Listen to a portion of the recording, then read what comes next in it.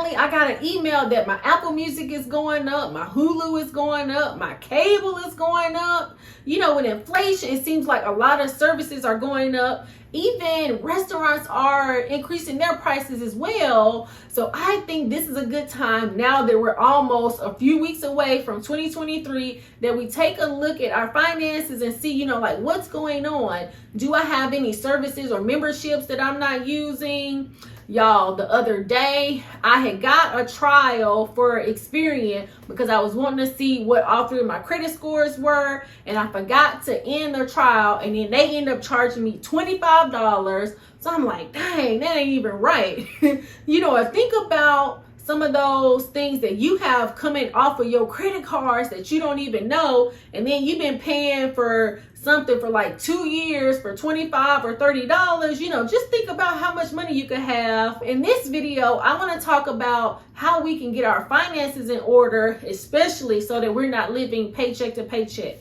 Let's get into it. With the possibility of a recession and inflation increasing all of the prices, this is a great time for us to go ahead and take a look at our finances to see, you know, how are we really looking? So I want to give a couple of tips on what I'm going to be doing to prepare myself for 2023. The first thing that we should do is take a look at all of our accounts. That's going to include our checking account, our savings account, our credit cards, just to get a baseline to see where are we starting from. Because like I said, do you have something that's been coming out of your checking account or off of your credit card that you had completely forgot about? And then, you know, let's say 12 months have been by, and let's say maybe like $25 is coming out of your account. Just think about what you could have did with that, you know, $200 or $300. So that's why I think it's a good idea to go ahead and take a look at our accounts to see, you know, do we have things that we're not using? Or do we have things that, you know, maybe it's not really a benefit to us anymore that we could go ahead and cut out of our budget? Next, we want to take a look at our budget to see, you know, how much money do we have coming in compared to going out? Are we going over our budget every month? Are we having a lot of extra money left over from our budget? Now, during this time, we don't want to rush this process because possibly you could get 3 months of your bank statements and really take a look and write down each of your categories. So like your dining, your groceries, your gas, really see, you know, how much are you spending each month so that we can get an idea of, do we need to decrease some of these categories? Do we need to increase? You know, what areas are we overspending? So take your time in this part. Next, we want to take a look at our debt. Do we have a lot of credit card debt, car loan debt? Any debt that we might have, write it out on paper, write out how much our balances is, what our interest rates are, what are our due dates, so that we can create a plan to pay this debt off. Do we want to do a debt snowball or do we want to do a debt avalanche? So this will give us a baseline to see where we can start. Next, let's save for a rainy day. Since we've done our budget, we know how much all of our expenses are for the month. This will be a good time for us to see about saving 1 month of our expenses. This could be a baseline. If you don't want to save for 1 month of expenses, maybe you could just start with 100, 500, 1,000, then move up to 1 month, 3 months, 6 months, or even a year. But just creating like a small little rainy day fund, that's going to be helpful just in case anything comes up. For the month of December, there are actually 5 weeks in this month.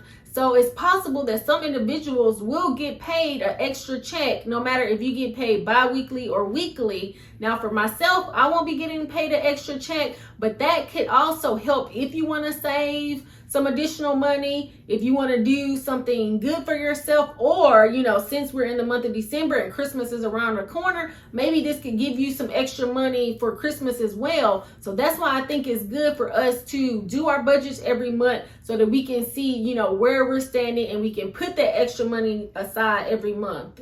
But also, I'm going to be doing a video coming out soon where I talk about how we can get ahead 1 month, because it seems like whenever I talk about, you know, if we get paid an extra check in the month, a lot of people say, well, really it's not an extra check, but I'm telling you, it really is an extra check. So I'm going to be doing a video where I'll go a little bit more in depth in it, but let me know in the comments, are you going to be getting paid an extra check this month? Overall, I think it's good to try to do our budgets every month or at least every quarter. And now that we're moving into 2023, it's always good to have a fresh start so that we know where we are starting. And so that's why we want to get prepared, especially since they're saying that a recession is possibly pending. So this is where we really want to get our money straight and then see where are some things that we can possibly cut. You know, if we have those unused memberships and things that we're not using, this would be a good time to cut it so we're not taking it into 2023. But let me know in the comments, how are you going to be getting your finances prepared for